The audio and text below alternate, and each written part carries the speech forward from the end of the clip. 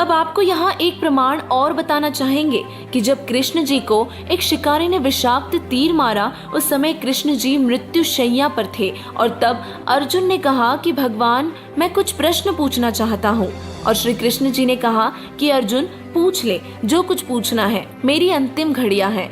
अर्जुन ने आंखों में आंसू भरकर कहा कि प्रभु, बुरा न मानना, जब आपने पवित्र गीता जी का ज्ञान कहा था, उस समय मैं युद्ध करने से मना कर रहा था और आपने कहा था कि अर्जुन, तेरे दोनों हाथों में लड्डू है, यदि युद्ध में मारा गया तो स्वर्ग को प्राप्त होगा और यदि विजयी हुआ तो पृथ्वी का राज्य भोगेगा तथा तुम्हें कोई पाप भी नहीं लगेगा।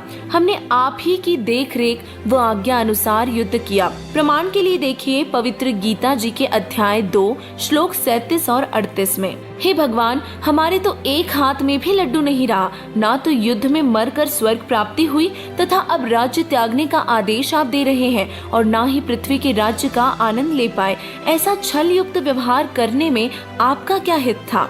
अर्जुन के मुख से यह वचन सुनकर युधिष्ठिर जी ने कहा कि अर्जुन, ऐसी स्थिति में जब भगवान अंतिम श्वास गिन रहे हैं, आपका शिष्टाचार रहित व्यवहार शोभा नहीं देता। श्री कृष्ण जी ने कहा कि अर्जुन, मैं अंतिम स्थिति में हूँ और तुम मेरे अत्यंत प्रिय हो। आज वास्तविकता बताता हूँ कि कोई खलनायक जैसी और शक्ति है जो अपने को यंत्र की तरह नचाती है। मुझे कुछ मालूम नहीं है कि गीता में क्या बोला गया था, परंतु अब मैं जो कह रहा हूँ वो तुम्हारे हित में है। श्री कृष्ण जी यह वचन अश्रुयुक्त नेत्रों से कहकर प्राण त्याग गए। दर्शकों, इन सभी प्रमाणों से सिद्ध हुआ कि पवित्र गीता जी का ज्ञान श्री कृष्ण जी ने नहीं कहा, यह तो ब्रह्म अर्थात ज्योति निरंजन काल ने बोला है, जो 21 ब्रह्मांडों का स्वामी है और जिसे काल कहते हैं। दर्शकों, हम भी इस सच्चाई से वंचित ही रह जाते यदि हमें गीता जी में बताए गए तत्वदर्शी संत के सत्संग प्रवचन न मिलते, और वो महापुरुष कोई और नहीं बल्कि